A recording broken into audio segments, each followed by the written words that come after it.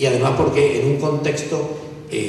importante donde la velocidad del cambio tecnológico determinaba la necesidad de nuevos tipos de inversiones de capital y no todos los productores obviamente estaban en condiciones de enfrentar este doble desafío de precios bajos y demandas de inversión tecnológica muy alta. Finalmente después tenemos obviamente el periodo que se inicia a partir del 2002-2003, donde tenemos, miren el tipo de cambio, ¿no? Tenemos una suba de precios internacionales, perdón, primero la devaluación, que es esto, ¿no?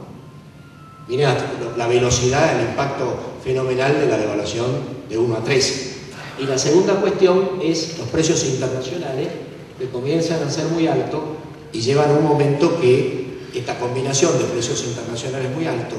y devaluación muy fuerte y costos todavía no acomodados produjo efectivamente una rentabilidad muy alta del sector, que fue entre el 2002, 2005 y 2006. ¿Qué quiero decir con todo esto? Quiero decir que lo importante que veamos todos es la complejidad de las variables que entran y que por lo tanto cuando el debate entre los actores sociales y el Estado se restringe a una de las variables, como ha sido finalmente la discusión de las retenciones, donde está la simplificación que se hace de la cuestión agropecuaria en relación a las variables macroeconómicas internacionales y nacionales que influyen en la cuestión, que nos termina empobreciendo a todos, nos termina dando un debate extremadamente pobre sobre la medida mágica negativa o positiva que puede resolver las cuestiones del sector agropecuario. Y está claro que las cuestiones del sector agropecuario son extremadamente más complejas que una cuestión meramente impositiva. Yendo más entonces específicamente al tema que supongo que a todos nos interesa discutir más, que es la cuestión de las raíces del conflicto actual. Es evidente que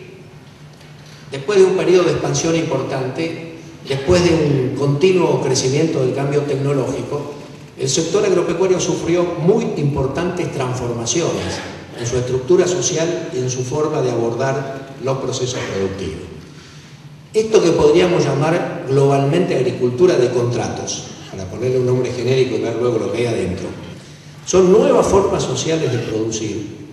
que implican una forma muy distinta de conectarse el capital con los dueños de la tierra y con el factor producción, en sentido dueños de maquinaria, etcétera, etcétera. Estos procesos tienen una génesis, en primer lugar a partir sobre todo de la década del 50-60, en que una parte importante del capital agrario operativo se cristaliza en la figura de los contratistas de maquinarias en primer lugar y luego los contratistas de labores. Aparece un actor social que no es un hombre que tiene tierra, no es un productor directo, sino que es un hombre que vende servicios de este tipo, pero que controla una parte importante del capital invertido en el sector agropecuario. Curiosamente, salvo por primera vez en el 2002 en la provincia de Buenos Aires, nunca medido en los registros oficiales y muy pocas veces tenido en cuenta como un actor social extremadamente importante en el proceso productivo agrícola. A partir de esta génesis, los procesos, digamos así, complejos que fueron alterando fuertemente el sistema financiero argentino,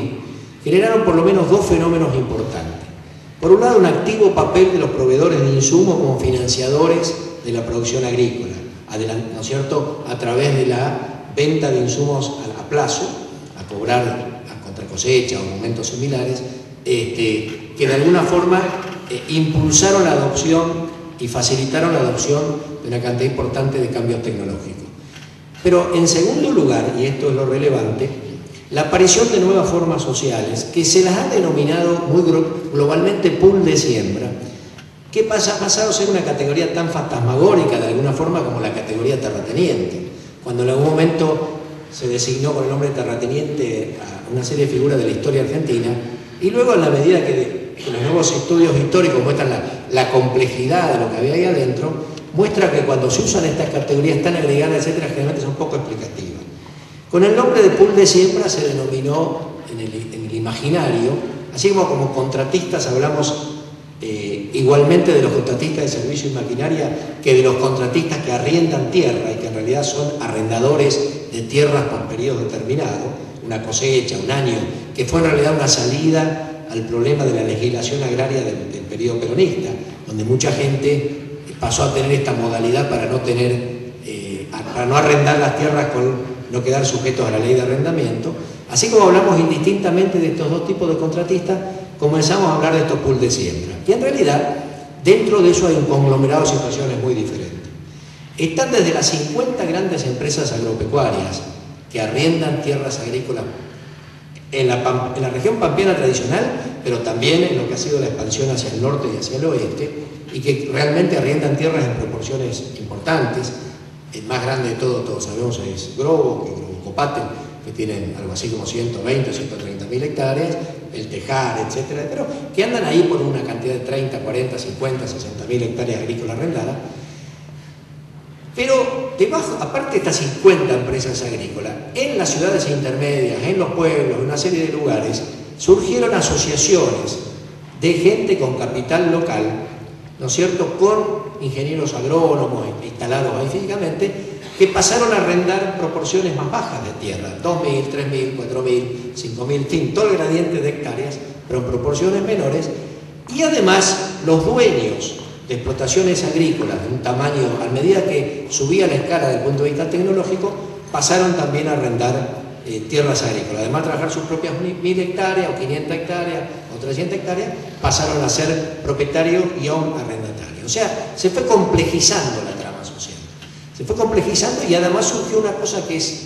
muy única casi a nivel mundial, que es la presencia enorme de rentistas de nuevo tipo. Ya no la imagen tradicional, etcétera, de un terrateniente que arrendaba grandes explotaciones de tierra, sino de gente que arrendaba desde 50, 100, 200, 300, 500 hectáreas, ¿no es cierto?, a estas nuevas formas sociales organizativas. Les aclaro que este no es un fenómeno exclusivo de la Argentina. Fenómenos similares se están desarrollando en Ucrania, fenómenos similares se están desarrollando en muchos países del mundo, donde lo que avanza crecientemente en este sistema de agricultura por contrato es un divorcio, que parece bastante importante, entre la propiedad de la tierra y la producción. Cada vez más aparecen formas flexibles de movilizar el capital y asociarlo a distintas formas de utilización de la tierra. Y estas formas muy flexibles, a su vez, permitieron el ingreso de mucho capital urbano, el más conocido sistema a través del fideicomiso, ¿no es cierto?, de los fideicomisos, una parte de los cuales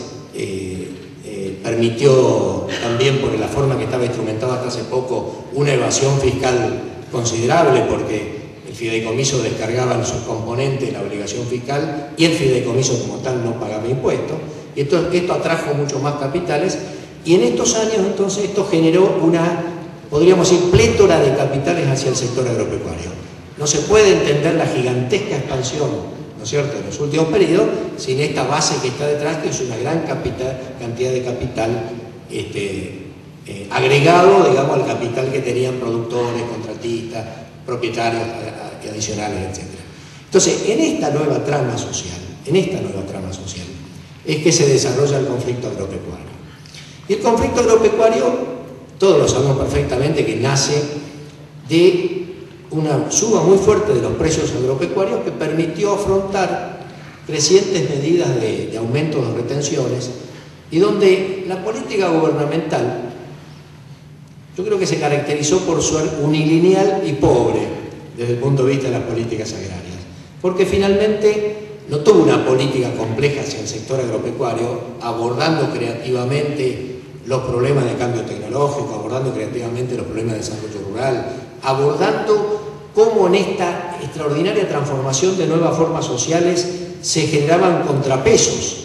¿no? Se generaban contrapesos económicos, políticos, de políticas que permitieran plantearse como discusión, por lo menos, y como medidas, cómo hacer para que esta gigantesca expansión